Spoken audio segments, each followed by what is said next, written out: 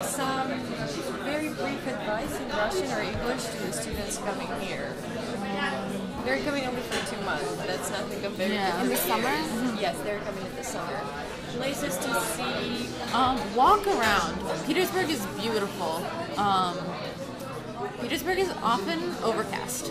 So the weather is often overcast. So when you see the sun, be happy and spend a lot of time in the sun. Because sometimes it will be 2 weeks without seeing it, but it's part of the life of the city too. But I know when it's and of course I'm saying this now toward the end of winter when we've had snow for 3.5 months now.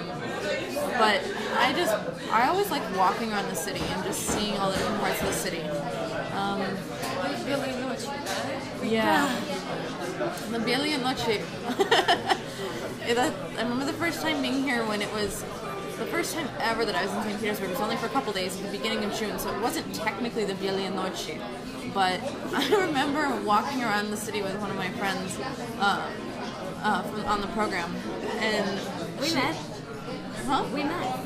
No, it was actually before that. And and I remember we were walking around, and she looked at her watch. She's like, "Oh, we should get back to the hotel because we have to go. We have a meeting in the morning." And I looked at my watch; it was 10:30, and the sun was still up. The sun hadn't set yet. And I was like, "Oh my gosh!" And and it takes. We were in the very center of the city, and it took we got 45 minutes to get back to the hotel. So it's just one of those things that it's so great to walk around in the white nights, but. Yeah, you're not gonna want to sleep. 2 months without sleep. It seems. I mean, I was here last summer, and while it was absurdly hot, you don't notice that you're not sleeping. There's always something to do. Yeah. I don't remember feeling tired. I'm sure I was. Yeah. I would say meet Russians too. Like try to meet students. It's really hard, and I honestly, it took me. I think this is my third major trip to Russia, and it took me until this time to actually meet more than one Russian while I was here. And constantly hang out with Russians. But if you get an opportunity to, I definitely recommend it because especially in your host family you'll have host parents or a host grandma or whatever. But meeting other students is also definitely it's an entirely different perspective and sometimes an entirely different language too. Didn't you come to the problem because they're coming only for 2 months here, and in the evening they will still end up going together as a group? Yeah. And just hanging out with foreigners. Did you have such kind of problem, or how did you actually find Russians if you were among foreigners? Well, it's hard. Like my advice in general, which is I think hard for a summer, but all it's worth saying anyways is to find an activity to do. So I have a friend who plays frisbee, and he found a frisbee team, and played frisbee with the team, and that's how he met Russians, and he was hanging out with them all the time. Or some extracurricular class or some club or something like that. And there's a lot of Russians that when they meet you are going to be like, "Oh my God, you're a native English speaker, let's speak in English." And I think insisting on at least splitting 50-50, if not just talking in Russian with them. I found that I often had to insist on, okay, I came to Russia to speak Russian, so let's speak Russian. But a lot of my good friends were like, "Oh, okay," and 2 seconds later they were 20 miles an hour, and you're like, didn't catch that. I think what you said is completely right. That you need to find an activity. This is one of the coolest cities of activities ever, and everything. You can do anything here, and everything, almost anything. And Sasha, our friend Sasha found frisbee. I go to church here, and I have a really tight group of people that I see all the time. And about the advice that you had asked for the students coming in, I never understood this until last semester. But the point of studying a language and the point of studying in a foreign country is not to become like a little Russian. That's not the point at all. And that is the mistake that I made. Probably the biggest mistake I've made the past 2 years is that I always tried to fit in, or I always would shut my mouth so people wouldn't know that I was a foreigner, or I would try and blend in so that I didn't stick out. So people just insider. Yeah, but that's totally not the point, and you can't do it. It's impossible to be a Russian. And I think the coolest thing, and like the most empowering thing, is that it's to become an expert on the culture. And one thing that I wish somebody would have told me 2 years ago, and even like at the beginning of last semester, and I just started figuring out this semester. I used to be so not embarrassed, but not even wanting to ask about certain things because I knew I would say it wrong, or like not even like, for example, I started getting into photography last semester here in Russia. My friend gave me this really old camera. I wasn't gonna do it because I didn't know where to get the A, where to get film, B, how to get it developed, C, how to even say developing. But all I did is I walked into a store and they're willing to help you, especially here in St. Petersburg. So the important thing is that if you have something that you love, don't leave it behind. Take it here. I also I like writing on typewriters, and I brought my typewriter here from America, and I just picked up a Russian typewriter this morning. So you can find everything. Are you typing a book? No, I like making little cards and then drawing them and then typing them and giving them away.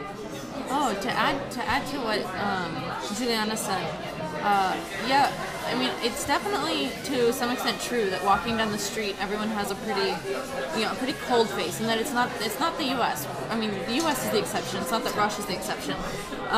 To be honest, I mean, Americans are always smiling, and here on the street it's not so much, but I find that, once I go into the store or something, if I, sometimes I do keep that, I do keep the kind of like serious face, and then, the cashier or something at the store will be like that too, but, and seem very cold. But I've found too that if I smile, or if I even say, здравствуйте, or just even, just like one little, or всего доброго, when, at the end or something like that, then they say, oh, and they reply something. So it's like, it's just kind of, it's kind of like it's almost like a facade. It's just, it's like, it's neutral, and then, how you react to it is how they're going to react to you too. So, every morning when I pass the vakta to get into the university, I say, здравствуйте, доброе утро, and now, the охранники, they smile at me when I walk in, and I say доброе утро with a smile on my face, and they, oh, доброе утро, здравствуйте.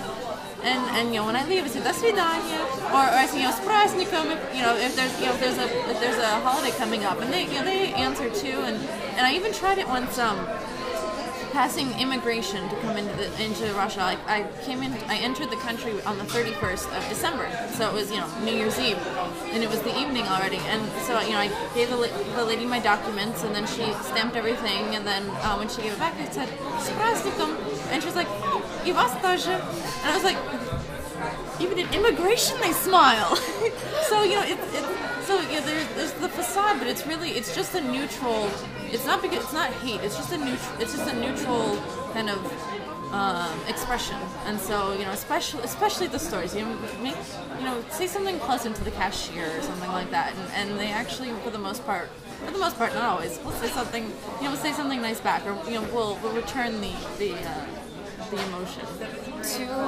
To add to that, I don't know why, but it seems I have had so many just moments where I wanted to just smack someone. I'm not a violent person, but yeah. While they might,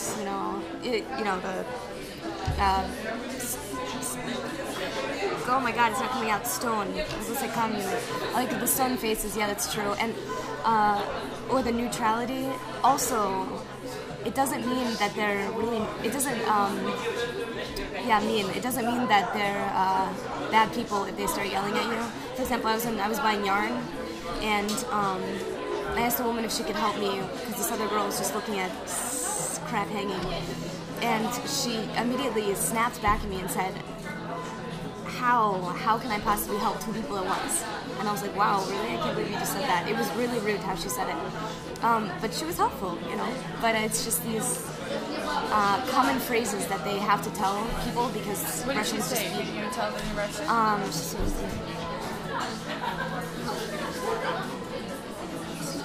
обслуживать. Как я могу обслуживать? Вот интонация была такая вот ужасная. Обслуживать. Intonation, Russian intonation is very different from English intonation, and even though I've been studying Russian for how long, and I've been in Russia multiple times over the past almost 3 years, I'm still surprised by Russian intonation. You know, it sounds like someone's being really rude and really, you know, like not straightforward, but very just like gruff with you. Yeah, very tough. And in fact, it's not nearly that tough. It's just like that's the way intonation is, and like to this day, I still get caught off guard by it, and I realize that the person, you know, especially if it's someone that I know, I realize what the person must have said just because I know them, and then I'm like, oh, okay, I misunderstood the intonation. I just check the camera. I think it's also important to become an expert on that because there are certain situations you should know how to learn or how to use intonation, and there are certain situations where you will be thrown terrible intonation, but it's also important to understand the situation and know when to throw it back and when to sit with your mouth shut. And I'm beginning to understand that because I don't keep my mouth shut.